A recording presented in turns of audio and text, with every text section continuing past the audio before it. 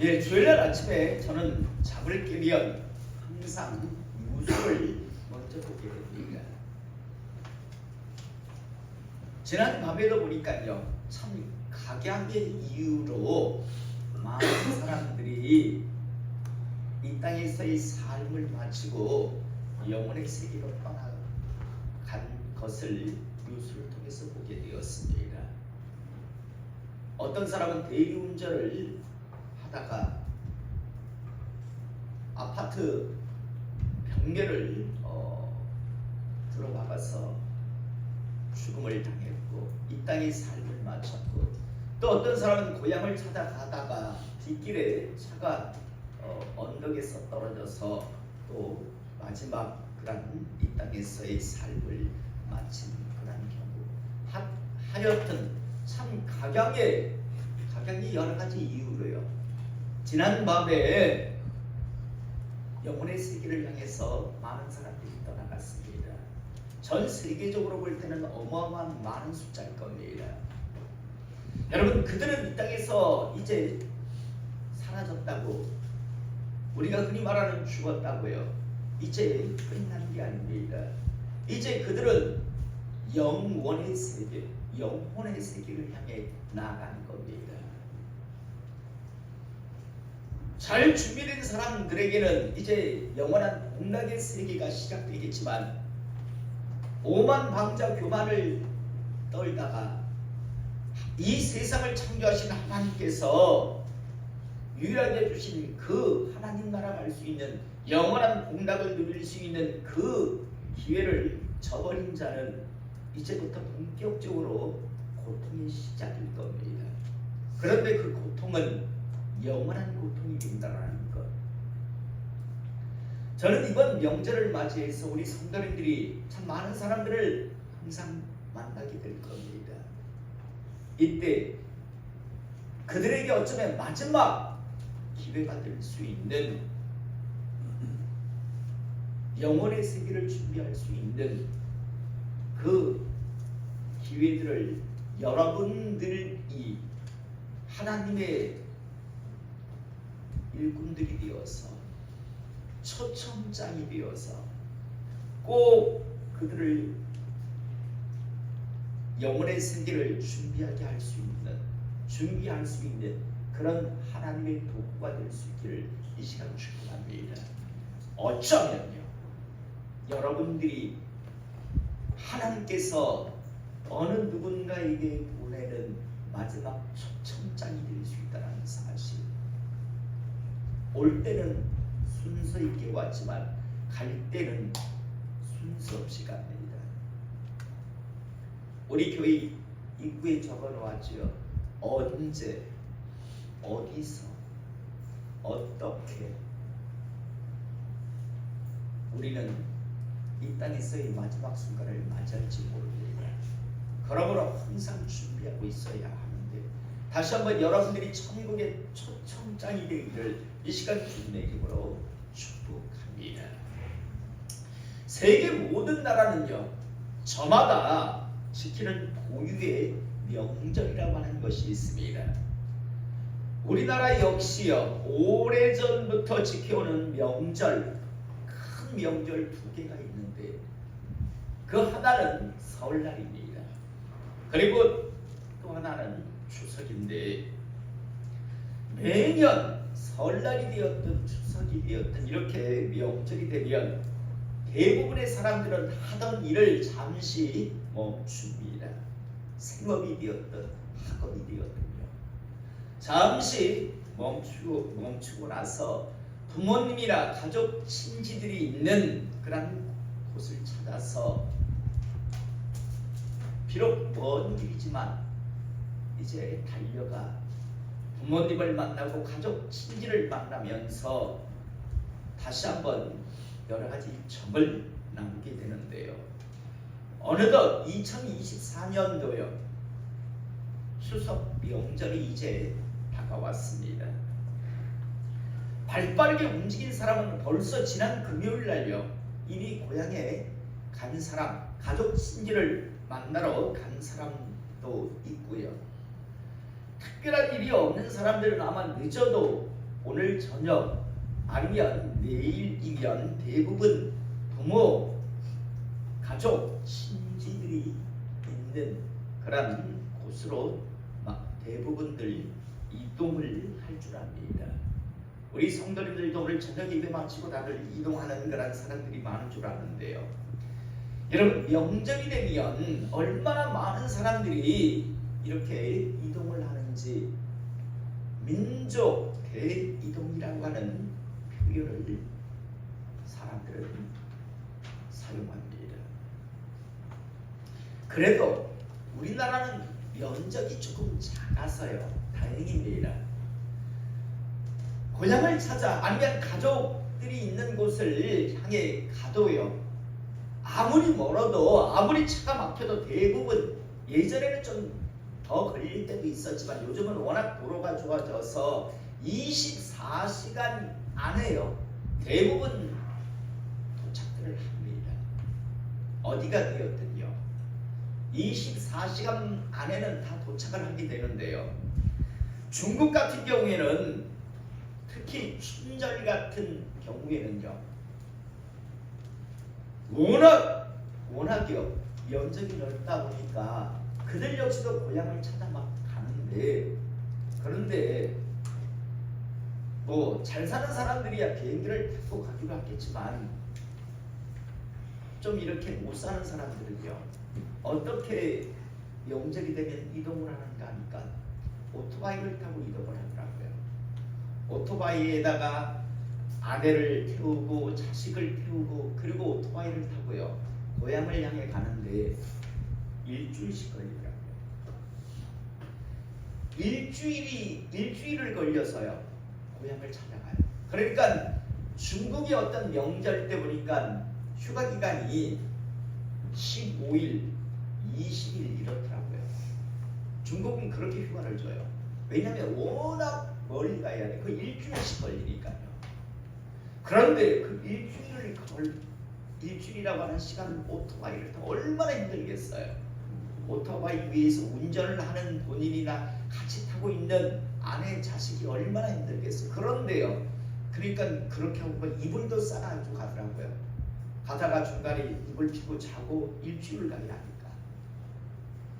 워낙 면적이 넓은 나라다 보니까 명절이 되니까 막 오토바이를 타고. 그런데 이런 사람이 한두 사람이 아니더라고요. 도로 위에 그런 사람들이 가득 찼어요. 자, 여러분 어찌되었든요 참으로 나라마다 이렇게 명절이 되면 특히 동양권 같은 나라는요 참 대단한 민족의 대이동이 이루어집니다. 그런데 이제 얼마 안 있으면 이런 우리 풍경도 이제는 더 이상 보지 못할 것 같다는 생각을 저는 합니다. 얼마 전에 어떤 상가에서 두 젊은 여자 청년들이 서로 대화를 하는데 그런 대화를 하더라고요. 자기 주변에서 이제 추석 보내는 추석 명절 지키는 가정이 없대요. 자기 가정만 지킨대요. 그런데 옆에 있는 청년이 또 그러더라고요. 대화를 하니까요. 너도 그렇니? 우리 집 나도 그런데 우리 주변에 추석 지내는 사람이 없어. 다시 말해서 뭐 옛날에는 왜 명절이 되면 설이나 추석이 되면 이렇게 와서 성묘도 하고 또 옛날 유교를 붙들렸던 사람들은 제사도 지내고 하여튼 여러 가지 그런 일들이 있었잖아요. 그런데 요즘은요 그냥 각자 지내자라고 한대요. 그리고 대부분 여행 가버린대요. 그래서 오지 말아라 라고 한대요. 저는 예전에 자식들 명절이 되면 자식 집에 간다라는 이야기를 들었을 때 남의 이야기인 줄 알았어요. 그런데 제 형제 중에서도 보니까요 명절이 추석이 되니까 자식 집을 가더라고요. 실은 어제 저녁에 저하고 사모님하고 잠시 서로 조금 다투었는데요. 지난 설에는 저는 만두를 좋아하거든요. 근데 지난 설에 만두를 안 하더라고요. 손이 많이 간다고. 근데 요번에는 또 추석인데 송편을 안 한대요. 그래서 내가 어긋장을 놓는다고 쌀 가루 빻아와라. 내가 송편할게. 그게 뭐 말만 하면 되는 줄 압니까? 라고 하는데 내가 할게. 내가 속편할게. 쌀가루 빠오고 깨 만들어도 라고 했더니요. 막 뭐라 하더라고요. 그래서 왜 제가 그 말을 그렇게 했냐면요. 자꾸 뭔가 사라져가는 것 같아. 아쉬워요 저는. 예전에 우리가 가졌던요. 그런 정서적인 그런 부분들이 자꾸만 사라지는요. 아마 우리 장로님도 아마 그러실 걸 아는데요. 저희 어렸을 때 추석 설이 되면 설빔, 추석빔을 얻어 입었어요. 물론 입을 옷이 그때는 없었으니까. 그래서 저는 이번 추석에도 똑같이 했습니다. 손녀 3명한테 추석빔을 하나씩 해줬어요. 아마 초등학교 아마 졸업하기 전까지는 제가 건강이 허락된다면 그래도 뭐 담은 10,000원짜리 20,000원짜리 옷을 사줄 수만 있으면 사주고 싶어요. 옷이 없어서 제가 사주는 게 아니라 그 아이들에게 추억을 남겨주고 싶었어요. 아, 우리 할아버지가 추석이 되고 설날이 되면 꼭 추석빔, 설빔을 하나씩 해주셨지 라는 그 추억을 남겨주기 위해서 제가 하는 거지. 옷이 아이들이 없어서요. 저희 때 그런 뭐 신발 추석이나 설 때 운동 한번 얻어 신는 게 정말 대단한 거예요. 옷 한 벌 입는 게 대단한 거였으니까. 하지만 요즘 아이들은 그렇진 않잖아요. 제가 해주는 이유는요. 애들에게 추억을 남겨주고 싶어서 먼 후일 그래 설날 추석하고 떠올리면 그런 것들을 떠올리게 하고 싶어서 그렇게 하는데요. 그런데 이것도 얼마 가지 못할 것 같다라는 생각을 요즘 해봅니다. 어제 저녁에 언제 며느리 봐서 이거 어제 보니까 뭐 튀김하는 거 막 이런 거 보고 있더라고요. 그래서 60대 중반이 돼서 지금 튀김하는 거 지금 보고 있습니까? 며느리 빨리 봐가지고 이렇게 할 생각을 안 하고 했더니 우리 딸도 가서 안 하는데 며느리가 하겠어요 하고서 곰곰이 생각. 우리 딸들은 가서 하나? 시집간 딸들은 가서 하나? 라고 생각했고 우리 딸들도 별로 가서 하는 것 같지가 않아요. 그래서 나중에 며느리를 봐도 며느리가 하는 집에서 하는 튀김하는 모습을 과연 볼 수 있을까? 그런 생각을 어디서 되게 하게 되었습니다. 자, 어쨌든 명절이라고 하는 건 사람들이 그런 마음을 들뜨게 하고 민족의 대이동이 아직까지 이루어집니다. 그런데 예수님께서 이 땅에 오셨을 때 이스라엘이라고 하는 나라 안에도요 몇 가지 절기, 우리 말로 하면 명절이 있다고도 할 수 있습니다. 크게는 총 7가지, 나중에 불임절까지 치면 8가지, 수전자는 9가지, 하여튼 이런 여러 가지 이스라엘 민족이 지키는 그런 절기, 명절이라고 하는 것들이 있었는데 그 중에서도요 3가지 절기만큼은요 민족의 대이동이, 우리나라 설날 추석이 되면 민족 대이동이 이루어지고 중국 같은 경우에는 춘절이 되면 막 민족 대이동이 이루어지듯이요 이스라엘이라고 하는 나라에도 이 3절기만 되면요 민족의 대이동이 이루어졌습니다. 어느 절기였는가 하면 무교절, 칠칠절, 초막절이었습니다. 왜 이 절기가 되면 민족의 대이동이 이루어졌는가 하면 신명기 16장 16절 17절에 보면 하나님께서 이스라엘 민족에게 가나안 땅에 들어가는 이스라엘 민족에게 모세를 통해서 이렇게 말씀하셨습니다. 너희 가운데 모든 남자는 1년에 3번 무교절과 칠칠절과 초막절에 내 하나님 여호와께서 택하신 곳에서 여호와를 배웁되. 택하신 곳이 어딜까요? 하나님께서 택하신 곳이 어디였을까요? 성전이잖아요. 1년에 3번 무교절, 칠칠절, 초막절에 내 하나님 여호와께서 택하신 곳에서 여호와를 배웁되 빈손으로 여호와를 배웁지 말고 각 사람이 내 하나님 여호와께서 주신 복을 따라 그 힘대로 드릴지니라 라고 말씀하셨습니다. 그래서 이스라엘 민족은요 1년에 3번 민족의 대이동이 이루어졌습니다. 예수님께서 왜 성전을 정하실 때 보면 짐승 타는 자들을 내쫓았다라는 말씀이 나오죠. 바로 빈손으로 여호와 앞에 나오지 말고 배우지 말고 각 사람이 내 하나님 여호와께서 주신 복을 따라 그 힘대로 할지니라 라는 말씀 때문에 처음에는요 집에서 자기 집에서 제일 좋은 소, 양, 염소 뭐 이런 것들을 가지고 하나님의 성전에 1년에 3번 짐승들을 가지고 제사 제물을 드리기 위해서 가지고 왔었습니다. 그런데 문제는 대제사장들이요 다 퇴짜를 놓았습니다. 꼬투리를 잡아서 퇴짜를 놓고 대신요 자기들이 준비한 자기들과 계약을 맺은 짐승 파는 자들에게서 사면 그게 눈먼 거든 저는 거든요 다 통과를 시켜줬습니다. 그러다 보니까 처음에는 그 먼 거리를요 민족 대이동을 하면서 그 광야길을 걸어가면서 짐승을 한 마리씩 끌고 갔는데 그래봤자 중간에 퇴짜를 맞으면 오히려 너무 힘들기만 하니까 나중에는 돈을 준비해가지고 올라갔습니다. 그래가지고 조금 비싸게 주고요 짐승들을 산 겁니다. 그래서 예수님께서 너희들은 하나님의 성전을 가운데 부엘로 만들었다라고 이야기합니다. 그리고 하나님의 성전에서는요 일반 돈을 하나님 앞에 헌금으로 드릴 수 있는 게 아니라 반드시 이스라엘 동전이 3개를 하나님 앞에 드릴 수 있었습니다. 그러다 보니까 환전하는 돈을 바꿔주는 사람들이 그곳에 있었고요. 그 모든 근거는 바로 신명기 16장 16절 17절의 이 말씀 때문입니다. 1년에 3번 내가 정한 곳으로 나와라. 그 대신 나올 때 빈손으로 나오지 마라. 내가 너희들에게 허락한 그 축복만큼 가지고 나한테 나오라고 이야기합니다. 이 말은 인정해보라는 말씀이라고 여러분들에게 말씀을 드렸습니다.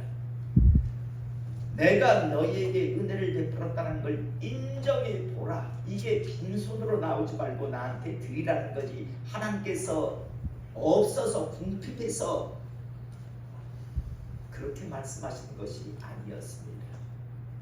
자, 어찌됐든요 이렇게 1년에 3번 이스라엘이라고 하는 나라에는 민족 대이동이 우리나라는 2번이죠. 설날과 추석인데 이스라엘은 3번이었습니다. 무교절, 77절, 초막절입니다. 여러분 우리 성도님들 성경 공부하셨으니까 이제 7대절기를 다 외우시죠. 1월 14일이 무슨 날입니까? 유대력으로 6월절 그리고 15일부터 21일까지가 무교절기입니다. 그리고 그 사이에 안식일 다음날이 초실절인데 자 여러분 예수님께서 하나님께서는 무교절에 1년 중 3번 무교절에 나오라고 했는데 여러분 무교절은 실은 6월절과 이어집니다. 1월 14일이 6월절이고 1월 15일부터 21일까지 그러니까 총 그냥 예수님이 이 땅에 오셨을 때도 6월절과 함께 무교절 7일을 그래서 총 합해서 8일을 그냥 절기로 지켰습니다. 이 날 모든 이스라엘 민족들은 이제 하나님이 성전 있는 예루살렘을 향해서 같이 흩어져 있는 사람들이 이제 1년에 3번 하나님의 그 성전을 향해서 나아갔습니다. 또 하나는 77절 우리가 말하는 오순절이라고도 하고 맥추절이라고 하는 절기입니다. 같은 날입니다. 그리고 초막절은 장막절 수장절이라고 하는 8월 15일 같은 날입니다. 모두 다 예수 그리스도에 대한 그런 신앙과 더 나아가 하나님의 은혜를 기억하라고 하는 그런 의미의 다 절기인데 자 오늘 우리가 읽은 본문 말씀은요 2000여 년 전에 메시아 그리스도이셨던 예수님께서 어느 한 해 정확하게는 예수님께서 12살 되던 해에 6월절 하나님은 무교절이라고 했는데 실은 6월절이나 무교절이나 같이 이어져 있기 때문에요. 같이 지켰다라고 여러분들에게 말씀을 드렸습니다. 이때 일어난 한 사건을 적고 있는 게 오늘 우리가 읽은 본문의 말씀입니다. 오늘 누가복음 2장 41절에서 51절의 말씀, 특히 41절의 말씀을 보면 그의 부모가 매년 1년에 3번 올라가야 라고 말씀드렸죠. 해마다 6월절이 되면 예루살렘으로 가더니 무교절과 이어져 있다라고 했습니다. 그래서 그냥 6월절이라고도 이야기하고 그냥 붙여서 무교절이라고도 이야기합니다. 여러분, 이 8일 안에 3가지 절기가 들어있다고 했죠. 6월절이 들어있고 무교절이 실은 무교절기라고 하는 게 맞습니다. 기간이기 때문에 무교절기가 들어있고 이 무교절기 가운데 초실절이 들어있다고 했습니다. 그걸 중심으로 해서 50번째 되는 날이 오순절이고 10일이 7번 지나간 다음 날이라고 해서 77절이라고도 하고 보리를 수확한다 해서 맥추절이라고도 한다라고 말씀을 드렸는데요. 오늘 그의 부모가 해마다 6월절이 되면 예루살렘으로 가더니 명절이었습니다. 첫 번째 명절 절기가 이르렀기 때문에 이제 요셉과 마리아는 가족 친지와 또 나사렛의 같은 마을 사람들과 유대인들이니까 함께 이제 모여서 예루살렘 하나님께서 정하신 곳을 향해서 그들은 이제 이동을 했습니다. 추석 명절인데 우리는 부모 가족 친지를 만나기 위해서 이동을 하지만 이스라엘 민족들은요 하나님 앞에 나가기 위해서 민족들 이동이 이루어졌는데요. 42절 예수께서 12살 되었을 때 그들이 이 절기의 관례를 따라 올라갔다가 예루살렘으로 올라갔습니다. 그 날들을 마치고 왜 이게 복수인가 이제 아시겠죠? 그 날들, 왜냐하면 6월절 14일 그리고 뒤에 7일, 그러니까 날들 복수를 사용할 수밖에 없지요. 그 날들을 마치고 돌아갈 때 아이 예수는 예루살렘에 머무셨더라 라고 말씀이 나옵니다. 그리고 이어서 그 부모는 이를 알지 못하고 동행 중에 있는 줄로 생각하고, 여러분, 아니 자식이 없어졌어요 지금. 어쨌든 법적으로는 예수님은 요셉과 마리아의 자식이잖아요. 아들이란 말이에요. 생물학적 자식은 아닙니다. 그러나 어쨌든 법적으로는, 법적 용어로는 예수님은 요셉과 마리아의 지금 아들이에요. 그런데 어떻게 자식이요? 예루살렘에 그냥 그대로 머무르고 떨어졌는데 어떻게 부모라고 하는 사람들이요 자식이 예루살렘에 떨어졌다는 걸 모를 수 있을까요? 오늘 성경 44에 동행 중에 있는 줄로 생각하고 라고 말씀이 나오잖아요. 여러분, 우리나라 조선시대에도 유교가 들어오면서 유교 경전 얘기 내치게 보면 이런 말이 있거든요. 남녀 칠세 부동석. 남녀가 칠세가 되면 이제 함께 앉지 못한다, 앉으면 안 된다라는 그런 말인데, 실은 이 유교 사상 때문에 우리나라가 처음 기독교가 들어왔을 때 이 유교의 이런 사상이 실은 있었습니다. 그래서 어떻게 합니까? 우리나라 옛날 예배 드릴 때 보면요, 남자 따로 여자 따로 앉아서 예배 드렸습니다. 교회에서 이렇게 같이 앉아서 예배 못 드렸습니다. 심지어 나중에 어떻게 합니까? 중간에 커튼을 쳤습니다. 커튼을 쳐서요, 이쪽은 남자들, 이쪽은 여자들, 그리고 중간에 커튼을 쳐서 절대 남녀가 서로 이렇게 서로 함께하지 못하게 하는 그런 모습들, 그런 모습의 예배를 드렸습니다. 이게 바로 유교의 잔재지요. 그런데 실은요, 아직까지도 우리나라 기독교를 자세히 들여다보면 유교의 잔재가 그대로 이어지면서 기독교가요 이어지고 있는 걸 보게 됩니다.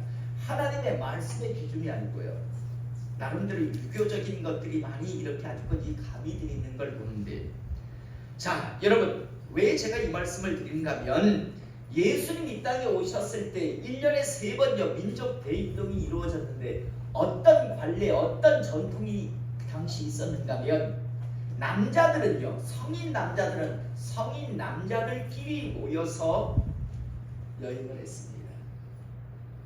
남자가 막 어울려서 막 가족끼리 여행을 하는 게 아니라, 왜냐하면 나사렛에서 예루살렘까지도 어마어마한 거리거든요. 그런데 이때 뭐 가족끼리 손잡고, 요즘같이 가족끼리 엄마 아빠 중간에 아이 손 이렇게 손잡고 가는 게 아니라, 당시 가족, 친지, 마을 사람들이 서로 함께 이동을 하는데, 남자들은 남자들끼리 모여서 이동을 했습니다. 성인 남자들. 대신 성인 여자들끼리 모여서 이동을 했습니다. 단 아이들은요, 아버지 쪽에 붙어서 따라가도 괜찮고 엄마 쪽에 붙어서 따라가도 괜찮았습니다. 자, 이런 상황이 되다 보니까 예수님은 지금요, 예루살렘에 떨어졌어요. 그런데 지금 이제 고향을 향해서 모든 이제 관례대로 하나님 앞에 제사를 드리고 이제 나사렛 고향으로 가는데, 요셉 입장에서는, 아버지 요셉 입장에서는 지금 예수가 안 보여요. 어떤 생각을 했을까요? 여러분, 어떤 생각을 했을까요? 여자 쪽에 마리아하고 아내 마리아가 지금 이동하는데 거기에 함께하고 있겠지라는 생각을 했던 겁니다. 마리아 역시도 마찬가지죠. 아들 예수가 안 보여요. 그런데 걱정하지 않았어요. 왜? 저 남자들하고 지금, 성인 남자들하고 지금 같이 움직이고 있는가 보다라는 그런 생각을 했기 때문입니다. 그래서 요셉도 마리아도요, 전혀 걱정하지 않았습니다. 당연히 지금 함께하고 있다라는 그런 생각을 했던 겁니다. 사랑하는 성도 여러분, 저는 오늘 이 예배를 통해서 한번 점검해 보기를 원합니다. 많은 사람들이 내가 교회에 머물러 있고 내가 교회에 다닌다는 하나 이유만으로 예수님과 내가 지금 함께하고 있다, 내가 지금 예수님과 동행하고 있다라는, 예수님이 함께하고 있겠지라고 하는 그런 생각을 하는데, 마치 요셉이 마리아하고 지금 함께하고 있겠지, 마리아는 요셉과 함께하고 있겠지 라고 서로 믿겠거니 하다가, 정작은 예수님은 함께하지 않는데 자기들끼리 그냥 함께하고 있겠지라는 그런 생각을 얼마든지 할 수 있다는 겁니다.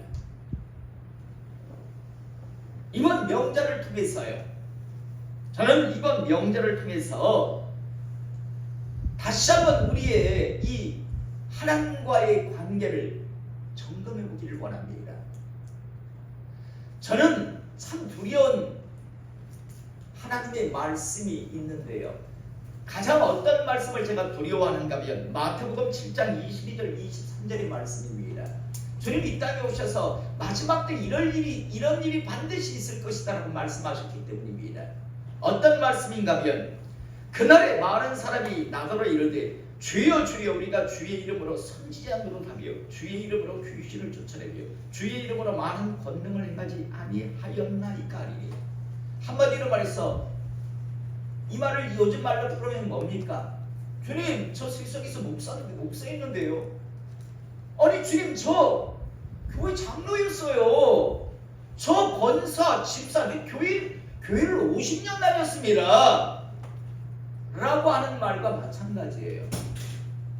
그런데 이건 인간 입장에서의 주장인데, 23절에 보면 그때 내가 그들에게 밝힌 말하되 내가 너희를 도무지 알지 못하니 불법을 행하는 자들아 내게서 떠나가라 하리라. 정작 주님은요, 심판주이신 주님께서는 불법을 행한 자여 내 앞에서 떠나가라 라는 말을 듣는 자가 있을 것이다 라고 말씀합니다. 얼마나 두려운지 몰라요.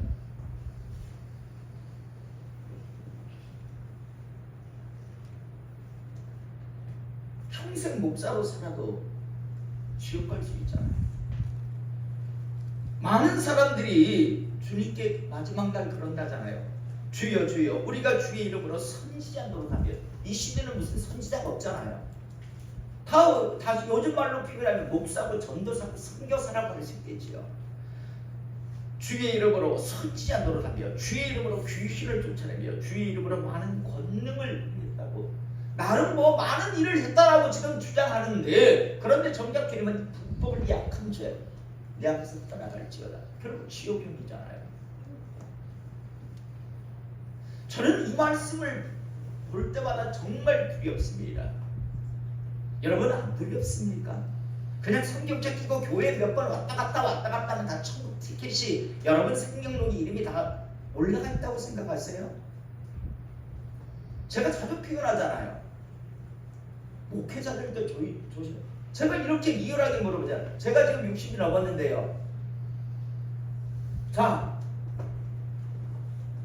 성부야, 내가 한 5년 뒤에 젊은 여자 집사님하고 호텔이나 왔다 갔다 하고 온갖 추잡한 짓을 하고 살아가. 근데 내가 그때까지 목사를 하고 거의 한 30년에 천국 갈까 지옥 갈까? 목사를 30년 했는데 비록 조금 뭐 여자 집사님들하고 저 여간방이나 호텔방 돌아다니지만 그래도 한 30년 했는데 그래도 지옥 갈 것 같아? 예, 저 지옥 갈 거예요. 근데 왜 당신들은 지옥 간다고 생각 안 하는데? 나는 목사는 그러면 반드시 지옥 간다고 생각해. 당신들은 그따위 신앙생활을 안 해서 왜 지옥 간다고 생각 안 하는데? 웃기잖아요. 목사가 목사같이 않게 신앙생활을 하니까 사역을 감당하는데 그게 천국 간다는 건 말도 안 되는 이야기잖아요. 그런데 일반 성도들은 왜 자기들은 그렇게 살아도 천국 갈 거라고 생각하는지 저는 이해를 못하겠어요. 택도 없는 무슨 교리니 신학이니 가지고요. 주님은 분명히 이렇게 말씀하고 계시는데요.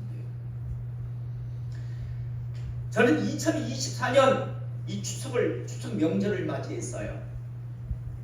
반드시 한번 점검해보는 하나님의 사람 되시기를 시간 축복합니다.